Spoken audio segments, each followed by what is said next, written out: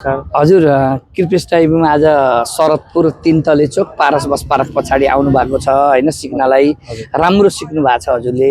अनि हजुरको वाइफ पनि आउनु भएको रहेछ आज त दुई जनाकै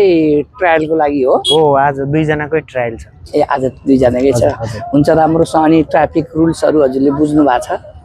हजुर साथीहरुले जे होस् यहाँ सिकाइदिया छ सबै कुरा हजुर मेरो पहिल्यैदेखि भिडियो हेर्ने साथीहरु पनि यहाँ भेट भयो त्यही भएर अलिक सजिलो भयो के मलाई सिक्नलाई पनि सजिलो भयो हजुर पहिल्यैदेखि चिनजान भएको जसरी साथीहरुसँग ट्याक्क हैन त्यस्तो उस्तो एकदम मजा आयो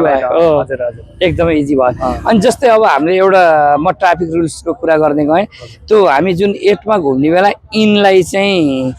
टेक्नु हुँदैन है पहिल्यै इनमा छोएर बस्यो भने त्यहीबाट आउट हुन्छ त्यो भएर लेफ्ट जाने छ भने चाहिँ राइट चेपेर हामीले घुमाउनु पर्छ अनि एक खुट्टा टेकिहाल्यो भने चाहिँ फेरि फ्याट्टै माथि हाल्ने है त्यो चाहिँ माइनसमा जान्छ के त्यो अहिले जुन नेपाल सरकारबाट चाहिँ 35% भन्ने छ नि त्यो 35% बिगारे पनि पास हुने छ के हैन 70 ल्याए पास हुने भइयो के त्यो भएको भएर हजुरले हैन त्यो मिलाउनु पर्यो एकचोटी टेकिहाल्यो भने फ्याट्टै माथि हाल्ने र साङ्गुरो फलेक झरेसी 4 पोलबाट साइड लाइट बाल्ने 4 पोलमा गएर निभाउने अनि त्यहाँबाट चाहिँ तपाईँ उकालोमा आएर एकैचोटी स्टपमा अगाडिको चक्काले रोक्ने ट्राफिकले निर्देशन दिएर जानु भनेपछि बल्ल हजुर जान पर्यो है अनि यो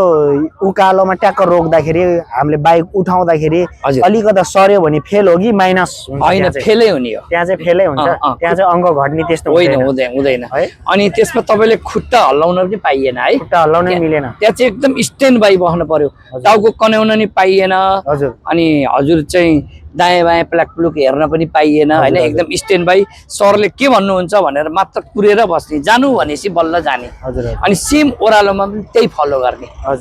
सक्नुहुन्छ नि आज हजुरले नि खोइ हेरौँ ट्राई गरौँ अब ढुक्कले दिने हो हजुर अब पहिलो चोटी हो अब पहिलो चोटीमा अब पास गरेन भने सेकेन्ड चोटीमा त अवश्य भइहाल्छ हैन पहिलो चोटीमा हुन्छ आजै हुन्छ सकेसम्म त आजै नै हजुरले आजै पास भएको भिडियो पनि हाल्नु होला 100% हुन्छ म हजुरलाई रुल्स सबै कुरा हजुरलाई म भन्छु नि है हजुर हस् खुसी लाग्यो है ल एकदम हस् ल कडक भयो कि अब